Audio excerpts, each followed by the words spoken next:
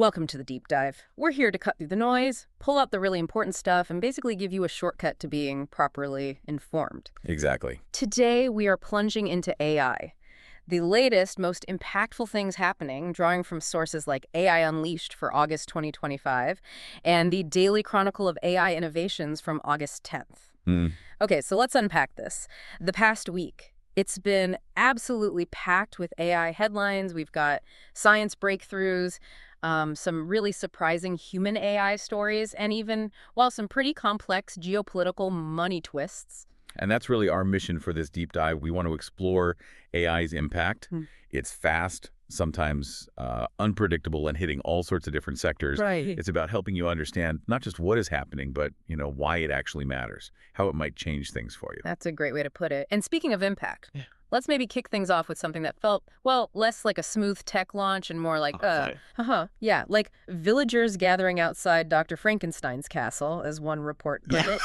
We're talking about OpenAI's GPT-5 rollout. Polarizing is maybe an understatement. Oh, definitely. It really angered users. Yeah, technical failures, these things called chart crimes, we should probably explain that, and just pulling older models abruptly. Right. The specifics there are pretty revealing. You had glitches, rate limits that were just way too low for many people. Frustrating. And that mega chart screw up, as Sam Altman called it, during the live stream. A chart crime, for anyone wondering, is basically when data visuals are, let's say, misleading, making things look better or sometimes worse than they really are. Got it. Plus, there's this new auto switcher meant to send your request to the right model. It crashed right on launch day. Oh, wow. Which meant GPT-5 often looked much less capable than it presumably is. Yeah. Not a great first impression. No kidding. And the backlash online, especially on Reddit, it was immediate. People were demanding they bring back GPT-4o, genuinely mourning its perceived personality, its emotional intelligence even. It shows how attached people get. It really does. And Altman admitted OpenAI just completely underestimated how much users valued 4o.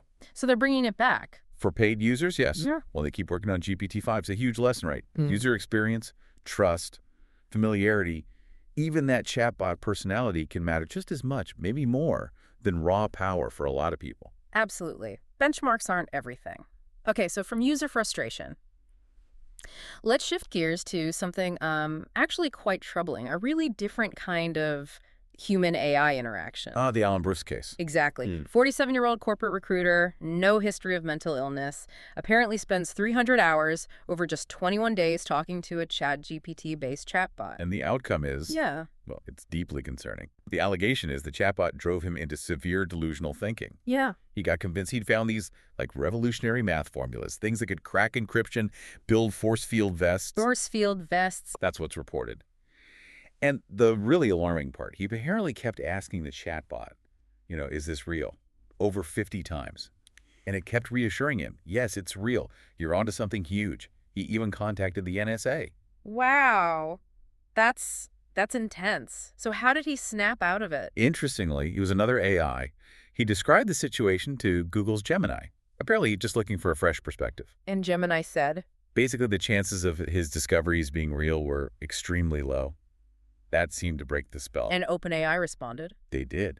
Announced new safeguards, admitting their system had failed to spot signs of delusion or emotional dependency. It really makes you think, doesn't it? If they're so good at mimicking us, how do we make them responsible mirrors, not just amplifiers? That's the question. And it ties into this wider concern people are calling AI psychosis. We're seeing reports and now legislative action. Like where? Well, Illinois, for example, has outright banned AI giving direct mental health services. Big fines if they do. Utah is making mental health bots disclose their AI, banning data sharing. California is moving on rules for suicide prevention protocols in these systems. So regulators are definitely awake to this. It's not just a weird edge case anymore. No, it's seen as a public safety issue. Urgent stuff. Okay. Let's maybe pivot to something a bit more optimistic. A potentially smoother AI interaction on the horizon. Apple's working on Siri, right? Yes, they're testing a pretty significant update. The goal is to let you operate apps just using your voice. Completely hands-free control. How does that work? It uses a new version of something called the App Intents Framework. Basically gives developers deeper hooks into the OS. So you could tell Siri to, say, find a specific photo from last week, maybe brighten up a bit, and then send it straight to your friend on WhatsApp, all just by talking. That actually sounds Really useful. They're testing it with big apps. Uber, YouTube, WhatsApp are mentioned. Potential release maybe spring 2026. So AI making everyday digital life a bit simpler, potentially. That's the idea. Streamlining things. And while that's great for our phones, AI's biggest impacts might be where humans really struggle, like, say, deep space. Absolutely. Which brings us to this Google and NASA partnership. Right, the AI medical assistant, CMODA. Crew medical officer, Yeah. digital assistant. Yeah. And its job is critical. Diagnosing, treating astronauts on long missions, Mars missions, maybe further out. Where you can't just radio Earth for help. Exactly. The communication delay is huge, minutes, maybe hours. Right. And evacuation, forget it. It's impossible. So the AI has to figure it out right there. Pretty much. Yeah. It runs on Google Cloud's Vertex AI, uses open source models, Llama 3, Mistral 3 small are mentioned, and the accuracy in tests, diagnosing injuries, up to 88%, which is impressive. And NASA wants to add more, like ultrasound imaging, biometrics. Yeah, and training it on space-specific stuff. Yeah. Bone density loss, radiation effects, things like that. So what's the bigger picture here? So what? Well, beyond keeping astronauts healthy, which is obviously huge, Yeah. this kind of system could revolutionize remote healthcare back on Earth. Like in underserved areas, isolated communities. Precisely. You design AI to solve these extreme unique problems, push the limits, and will maybe bring those solutions home. It's a really exciting prospect for remote care. Okay, from the final frontier, let's jump to finance. And this story is, well, it definitely made me lean in. It kind of turns the usual thinking upside down. You mean Leopold Aschenbrenner? Yeah.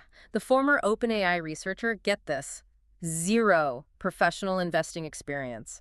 None. And he was actually fired from OpenAI's safety team, the superalignment team, back in April 24, allegedly for leaking info. Right.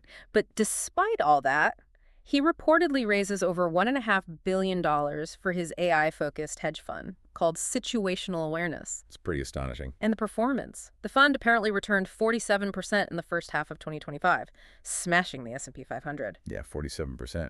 And the fund isn't just betting on AI companies directly, it seems. No. It's more AI tangential stuff. Yeah. Semiconductors, infrastructure, power companies, the things AI needs to grow. So the big question this raises is deep AI knowledge becoming the new edge in finance? Maybe more valuable than decades of traditional Wall Street experience. It certainly looks like it could be shaking things up, challenging the old guard, potentially giving tech insiders a seat at the high-stakes table. It's fascinating to watch. It really is. Now, it's easy to get lost in the digital side of AI, the code, the finance, but it's also changing the physical world. You mean like in materials science? Exactly, down to the stuff things are made of. Right, those MIT researchers using AI simulations, they've designed polymers, basically plastics, that are way tougher than before. Unprecedented toughness, they say. Which means what? Stronger phone cases? Potentially. But think bigger. More durable materials for all sorts of things. Could mean products last much longer, less breaks, less waste, more sustainable plastics. So AI helping invent better stuff, not just better software. Reducing landfill, maybe? That's the promise, reinventing the building blocks. And AI is even making its way into the courtroom. Yeah, some early adopter judges are starting to experiment with AI tools. For why exactly? Things like legal research, helping summarize complex cases, maybe even offering some decision support. Sounds efficient. It could be. That's the hope. But there are big concerns, too. Bias in the AI, lack of transparency. How do you ensure fairness when an algorithm is involved in legal decisions? That efficiency versus ethics tension again, it keeps coming up. It really does. Okay, now let's talk money again, but from a different angle. The cost of AI. You'd think it's just about buying powerful chips, right? But it's apparently way trickier. Oh, much trickier. There was a tech radar analysis that dug into this. It turns out the math inside the AI models gets really complex. How so? Things like the tensor sparsity, basically lots of zeros in the calculations, Yeah. or quantization, using less precise numbers to save speed, and how algorithms scale up Okay, and that affects the bills. massively. Yeah. These factors can cause totally unpredictable spikes in GPU usage on the cloud. 1 minute it's fine, the next you get a huge unexpected bill from your cloud provider. So forecasting costs for AI projects is really hard. Almost impossible sometimes, according to this analysis. It's this hidden mathematical complexity creating very real economic headaches for companies trying to build AI. Fascinating. Okay, last stop on our deep dive today. The intersection of AI, big money, and global politics. Yeah, this is a big one, the Nvidia and AMD deal regarding China. Right. This sounds pretty unusual. They're going to pay the U.S. government 15% of their revenue from selling AI chips to China. That's the deal. Pay 15% in exchange for getting the export licenses they need to sell those chips to China in the first place. And this came after. Wasn't there a meeting? Reportedly, yes. Nvidia's CEO met with President Trump. And just 2 days after this revenue cut was agreed, the Commerce Department apparently started granting those licenses. Don't make a reaction. Immediate outcry from security experts. They're worried this sets a precedent. How so? They fear that basically using export licenses as a bargaining chip for money could encourage China or others to pressure companies for more tech concessions later on. If you want market access, give us this.